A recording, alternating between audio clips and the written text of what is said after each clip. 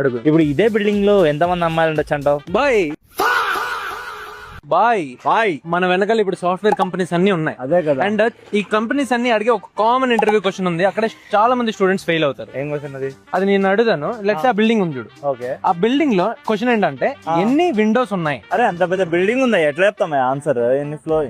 What is that even a question? అక్కడే నువ్వు reject అయిపోయావు. ఎందుకంటే కంపెనీస్ నువ్వు నాకు తెలీదు అని చెప్పేసి అన్నావు అనుకో, వాళ్ళు రిజెక్ట్ చేసేస్తారు. అదే లెట్స్ నువ్వు థాట్ ప్రాసెస్ చెప్పావు అనుకో, లెట్స్ ఇప్పుడు దీన్నే ఆన్సర్ వేరేలా చెప్తాను చూడు. ఎట్లా? ఆ బిల్డింగ్ లో ఎన్ని ఫ్లోర్స్ ఉన్నాయో నేను ఫస్ట్ క్యాల్కులేట్ చేస్తా. After that let's I will calculate windows in towards one side of the building.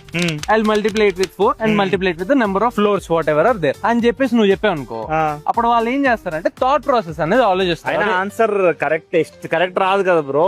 Answer correct కాదా అనేది వాళ్ళు చెక్ చేయట్లేదు. నీ లాజికల్ థింకింగ్ యాప్టిట్యూడ్ చెక్ చేస్తున్నారు. ఓకే. అండ్ ఇదే క్వశ్చన్స్ నా ఇంటర్వ్యూస్ లో కూడా అడిగారు. ఓకే. అండ్ ఇది చెప్పడం వల్ల వాళ్ళు ఏంటి, ఓకే థాట్ ప్రాసెస్ చెక్ చేశారు. అర్థమైందా? అర్థమైంది. కరెక్ట్. అయితే ఇవన్నీ నాకేం తెలియదు బ్రో, ఇవన్నీ నాకు కావాలి ఇప్పుడు అర్జెంట్ గా. అంటే ఏమైనా రీసోర్స్ కట్టని? ఓకే, నీకోసం మన యాప్టిట్యూడ్ క్వశ్చన్స్ అన్ని అడిగేవి ఒక రిసోర్స్ అయితే చేసి పెట్టాను. ఓకే. మొత్తం అన్ని క్వశ్చన్స్ అందులో యాప్టిట్యూడ్ కి ఎలా ప్రిపేర్ అవ్వాలో ఫ్రీగా ఉంటాయి. ఓకే. ఇప్పుడు యాప్టిట్యూడ్ కమెంట్ చేస్తే డైరెక్ట్ లింక్ పంపిస్తాను. ఓకే. అయితే నాకు ఇంకోటి డౌట్ ఉంది బ్రో. చెప్పు. సేమ్ ఇది ఇప్పుడు నేను ఇంటర్వ్యూర్, నువ్వు నాకు ఇంటర్వ్యూ అటెండ్ అవుతుంది. అడుగు. ఇప్పుడు ఇదే బిల్డింగ్ లో ఎంతమంది అమ్మాయిలు ఉండొచ్చు అంటావు? బాయ్ ఇలాంటి క్వశ్చన్స్ అడగకూడదు బాయ్.